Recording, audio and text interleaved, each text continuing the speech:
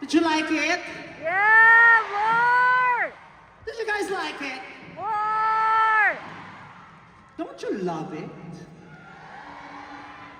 Tita Cory, yun yung dahilan kung ba't po ako umabsent ng 1 week. 3 times ko pong pinanood yung Lady Gaga sa Singapore para aralin. Just for this night. Ayan. Thank you so much, Lady Gaga, for your inspiration. Amazing! For the love that you have been sending out to all of us, most especially to all the members of the LGBTQIA+ community. Si Lady Gaga yung perfect example that you are born to be a masterpiece and a mess at the same time. Yeah. You can be a masterpiece and a mess at the same time. All of us have the right to be beautiful and also be chaotic. Hindi nyo naiintindihan. Diba? We can be beautiful and at the same time be chaotic. We can be spectacular and amazing, at the same time messy. It's okay. Because no one is born to be perfect. It's not possible. Perfection is just an expectation, but it's not reality. Yeah. So thank you very much, Lady Gaga, for the inspiration. Woo! And I would like to say thank you very much to all the Madlang people. Sincerely, from the bottom of my heart, thank you very much, Madlang people, because you are accepting me to be myself. I love you, Mama! You don't always agree with everything that I say and I do. But you still accept and love me. With all my strengths and my weaknesses, you choose to still love me. So I am very thankful to all of you for allowing me to be myself, for not changing me to be who you want me to be. You just allow me to be myself. You celebrate with me.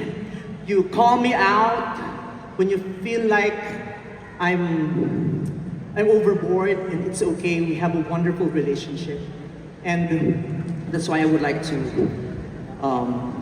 share with you another Lady Gaga song. This song is very significant to me because this song is about love, a love that chooses to stay despite the imperfections. The love that chooses to cling and hold and stay, even if not everything is still sweet and perfect and fun. Pag pinapakinggan ko to, naiisip ko yung relationship namin ni Ayo. Parang ito yung song talaga na nagsasabi na kahit hindi araw-araw masaya, okay lang yan. Pero kahit hindi, sa mga araw na hindi tayo masyadong masaya, pinipili pa rin natin ang isa't isa. Kahit feeling natin nasa dulo na tayo, pinipili natin ang isa't isa. Laging si Ayo nang naisip ko, pero nung huli kong sinound trip to, naisip ko, ay, ganito din yung relationship ko with ABS-CBN. When all the not so beautiful things happen to the company, to ABS-CBN, parang ang hirap, di ba? Ito yung test ng gaano kalalim ang pagmamahal natin sa isa't isa. Di ba? Na-prove at na-test yung love natin, how deep our love for each other is. Parang sa ngayon, choosing to still be in ABS causes me a lot of hurts, pains, and sacrifices. But those are very meaningful hurts, pains, and sacrifices. Kaya, to ABS-CBN, even we feel like we are both on the edge of our glory, I promise to hold on to. Oh, love you, bebe. Kahit naman ako sa edad kong to, at saka sa tagal na ng showtime, feeling parang pawalain na kami. Parang kailan pa ba to? parang kawala na. Parang feeling ko everyday, nasa edge na ako ng glory ko.